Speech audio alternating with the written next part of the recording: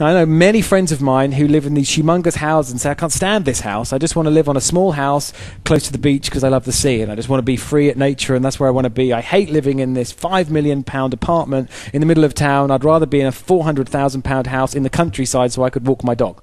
Right? That's called living on somebody else's rules or living on somebody else's terms as opposed to being honest to yourself. So the key in the middle point is it will make it personal to you. Nobody else has to read this. It's yours. You figure out, well, what do I want from this? Maybe I want to retire at 35. Maybe I want to retire at 45. Whatever it is, I want to do this with my time. So in other words, it's got to be, and it doesn't have to be a multi-millionaire, billionaire. It just means I get to have the things that I value as opposed to what somebody else values. Then the last part, and this is important. This one I want to touch down on Tony with, which is he said, what will it ultimately cost me in the future? Well, Tony's like, well, I'll be a bit annoyed. Or I'll be very frustrated with myself. Failure. Or I'll feel failure. Which is okay, it's painful, but is there enough pain in that for him? Yes or no? I would suggest not enough pain. See, this is the part of that we've got to use our subconscious correctly here, okay? Notice the subconscious job is to do two things. One, get you towards things that you enjoy, which might be different from mine and might be different from Vicky's. But secondly, get you away from things that you define as painful, okay? I know pretty much that most people will do more to avoid the pain than they will do to get what they really want. That's why a man's financially independent at 46 and not 36. If he attached massive amounts of pain with not being financially free at 35, and all his mates were financially free driving around in Lamborghinis at 35, all of his mates were, everybody was, then he cruises up in his BMW, he feels terrible. Oh my God, I'm such a bloody failure. He feels terrible. Does that make sense? Right? But my suggestion was at 35, all your mates were not driving Lamborghinis. Right.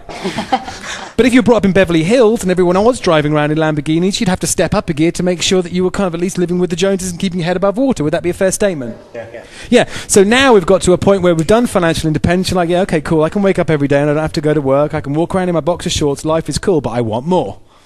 So he's taken himself he's got there by his own admission, hasn't he? He's crawled his way there. He's got there and he's like, okay, this is cool. I want more now. Right? Because as soon as we get there, what do we want? We want the next level. We always want the next level. That's what's the great part about being human, is we always get to define what the next level is and then step up to that next level. So here he is, but he wants financial freedom. What's he going to do to get him there? Well, here's the key. What took him to get to here ain't enough to get him to here. That's the part you've got to realize. And that's the same with everybody in this room and everybody watching via video. What it takes to get you to here is simply not enough to get you to here. We've got to find something different within us to get us to the next level. So what is that next thing? For you, I would suggest, and just listening to you, and hey, I'm not going to try and do a psychological analysis on you via section, but I would suggest let's make the pain bigger. Let's motivate you up the track, because he's kept the game good. He's got financially independent at 46. He's managed to nail most of the country, 95%. But if he wants to now push up to the next level, he's got to go, you know what, I've got to make this not just something I would quite like, that I'm going to be a little bit pissed or a little bit unhappy about if it doesn't work out. Okay, I'm actually going to shift this so much that if I don't get, and I'm going to define in the middle section this, and this, then this is terrible. I get to miss out on this, name it. I get to miss out on that, name it. I get to miss out on this, and this, name it. And therefore it creates the internal motivational drive to make it happen. Does that make sense to everybody? Unless we have a strong drive to succeed in trading, I promise you it won't happen. It really won't. You've got to be really strong, and it can't just be I'm going to be unhappy unless it's got to be I want this, I want that, I want this. I have a full plan of what I want over the next 10 years, and I'm going to achieve it, right? Because I know exactly what it is, and therefore I know exactly what I miss out on if I don't do it. I can see the objects disappearing from the things that I've set up in my future. Does that make sense? And by creating those things really crystalline, and I'm not afraid to do it. Most people are afraid to dream the big house, the helicopter, the island, all the things they're afraid to dream it because they're worried if they don't get there, they're going to be disappointed. Screw being disappointed. You don't have those things now. Why not set them in the chart and see if we can go make them? Does that make sense? And by setting them out there, if you set them out there and truly believe you're going to get them, they'll appear. Your brain will figure out a way to make it happen. You do need to use the tools. Don't forget, we're learning the right tools we can use, but that will ensure we take the appropriate action to make that happen. If we fail to do that and we never set the goal like most people in this country, you say to them, what do you want? And they tell you everything they do not want. What do you want? I don't want to work for that boss anymore. Well, that's what you don't want. And we talked about focus. Do we want to eat chocolate and get fat, or do you want to eat chocolate because it's nice? Well, if I say to you, what do you want? You say, I don't want to work for my boss anymore. What I'm basically saying is, I'm focusing all the time on working for somebody I don't want to work for. And what am I going to get more of? Exactly the same. I'm going to get that. If I say to you, what do I want? I want to set myself up to be a multimillionaire before I'm 40 years old. I want to do that, and this is the goal. Do we suddenly have a whole different shift in focus, yes or no? Yes. A whole different set of questions which are going to set us onto a different path. I mean, the answer to everything you want is really built in the questions that you ask. You look at a successful person and they say, why does this, what can I learn from this mistake? You know, you take two individuals, let's say they're identical people. Let's say they are...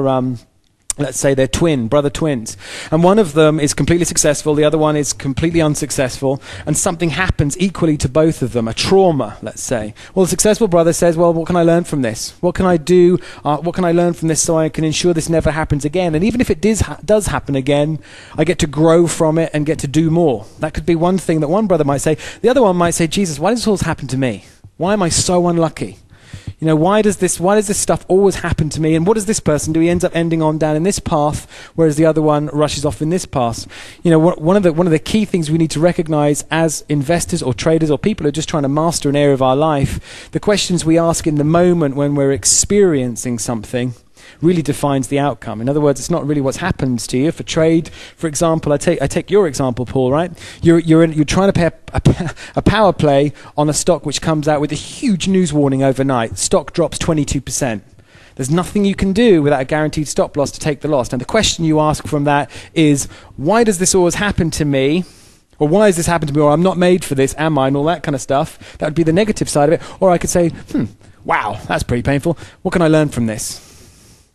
Okay, I'm going to learn from this. I'm going to learn that sometimes stuff happens, okay? But I can dust myself off, keep believing that this stuff works out, and then get myself back on track within a couple of months, and there you are now sitting making 16% a month consistently. Had you taken the decision to go, this just doesn't work, this is not made for me, oh my God, I'm so unlucky, he wouldn't be where he's sat today. Yeah. Completely different. Simple mindset. Mindset is about what is the meaning that we attach to something.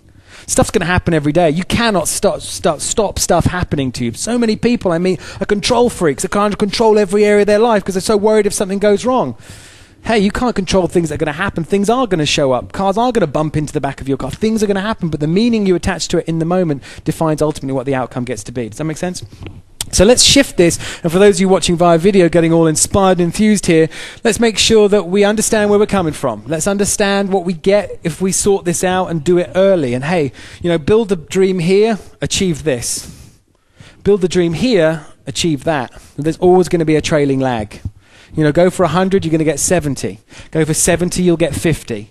Go for 50, you'll get 30. Go for 400, you'll get 370. You'll get for 370. You know, there's always a classic example, isn't it, which is, here's the rope in life, you know, it's at 6 feet. How do we get over the rope? How do we get over the rope? Give me an example. We've got a rope at 6 feet. How are we going to get you over it? Jump. He's going to jump. Vicky? Pole vault. Nathan? 6 feet rope. You've got to get over it right now. Use a pole to jump. Pole vault, okay. Yeah. Okay, cool. That's a copy. Hey, Akeem? Jump. He's going to jump. That's another copy. Chris? Walk under it. You're going to walk under it. Okay, yeah, absolutely. Katie? Climb up you and go over it. Climb up me and go over it. And Tony? Get you to lower the rope. Okay, yeah, okay. Get me to lower the rope. Now, all right. Now the rope is 60 feet in the sky. 60 feet up there. How do we go over the rope? Hire a helicopter. Hire a helicopter. I don't know. Rocket. Rocket ourselves over there.